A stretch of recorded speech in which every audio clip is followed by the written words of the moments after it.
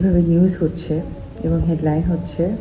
বিগত দিনে আপনারা যারা দেখেছেন, আশা করি বিগত দিনগুলোর সাথে মেলাতে পারবেন। আমার ভীষণ কষ্ট লাগছে যে সবাই আপনারা আমার অনেক কাছের মানুষ।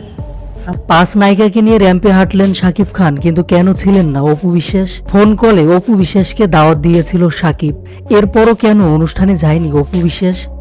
অবশেষে সব ফাঁস করলেন নায়িকা নিজেই। দেশের এক ঝাঁক নায়িকাকে নিয়ে র্যাম্পে হেঁটেছেন ঢাকাই সিনেমার শীর্ষ নায়ক শাকিব খান।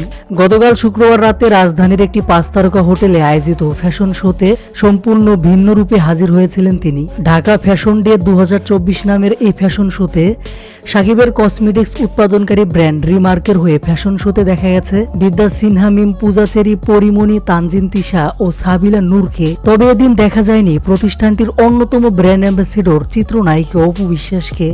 আগে থেকেই সাকিবের এই প্রতিষ্ঠানের শুভেচ্ছা দূত তার সাবেক স্ত্রী চিত্রনায়িকা অপু বিশ্বাস। বলা যায় অপুর মাধ্যমে দেশব্যাপী পরিচিতি পেয়েছে প্রতিষ্ঠানটি।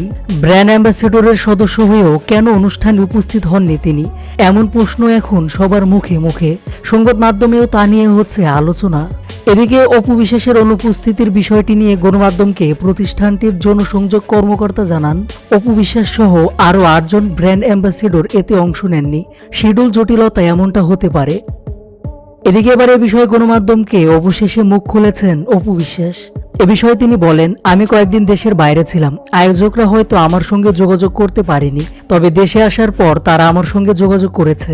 আমন্ত্রণও পেয়েছিলাম, কিন্তু হঠাৎ করেই তো শিডিউল মেলানো যায় না।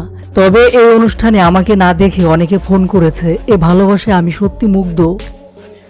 ঢাকা ফ্যাশন ডে 2024 অনুষ্ঠানে মুক্তি প্রতীক্ষিত তুফান সিনেমার লোকে দেখা গেছে শাকিব খানকে।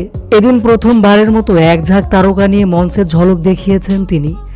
আর তাদের এই মুহূর্তগুলো দ্রুত সোশ্যাল মিডিয়ায় ছড়িয়ে পড়ে।